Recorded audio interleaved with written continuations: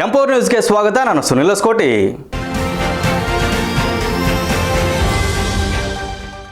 ಶಿವಮೊಗ್ಗ ಜಿಲ್ಲೆ ಸೊರಬ ತಾಲೂಕಿನ ಉದ್ರಿ ಒಡ್ಡಿಗೆರೆ ಗ್ರಾಮದಲ್ಲಿ ವಿಚಿತ್ರವಾದ ಆಡಿನ ಮರಿಯೊಂದು ಜನಿಸಿದ್ದು ಗ್ರಾಮಸ್ಥರಲ್ಲಿ ಅಚ್ಚರಿ ಮೂಡಿಸಿದೆ.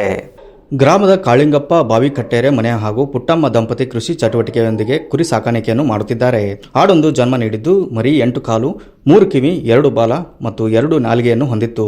ಆರಂಭದಲ್ಲಿ ಅವಳಿಗಳು ಜನಿಸಬಹುದು ಎಂದು ಭಾವಿಸಲಾಗಿತ್ತು. ಆದರೆ ಮಧ್ಯಾಹ್ನದ ಸಮಯದಲ್ಲಿ ವಿಚಿತ್ರವಾಗಿ ಜನಿಸಿದ ಆಡಿನ ಮರಿ ಸಂಜೆಯವರೆಗೂ ಬದುಕುಳಿದಿತ್ತು.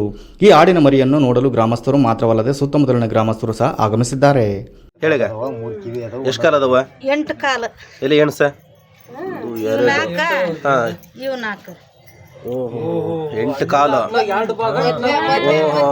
ಈ ಕಡೆ ಒಂಬಾಗ ಆ ಕಡೆ ಒಂಬಾಗಲ್ಲ, ಈ ತರ. ಕಿವಿ ಎಷ್ಟದ? 3 ಅದಾವ. 1 2 3. ಯಾವಾಗ ಹಾಕಿದ್ದಿದೆ? ಆಗಲೇ ಡಾಕ್ಟರ್ ಕೈ ತಗ್ಸಿದೀನಿ, ನಿನ್ನಿಂದ ಮರಿಯಾಕಿಲ್ಲ ಅಂದ. ಹಿಂಗೆ ಇಡ್ಕಾಯ್ತಲ್ಲ, ಹಿಂಗೆ ವಿಡಿಯೋ ಮಾಡ್ತಾ ಇದ್ದ.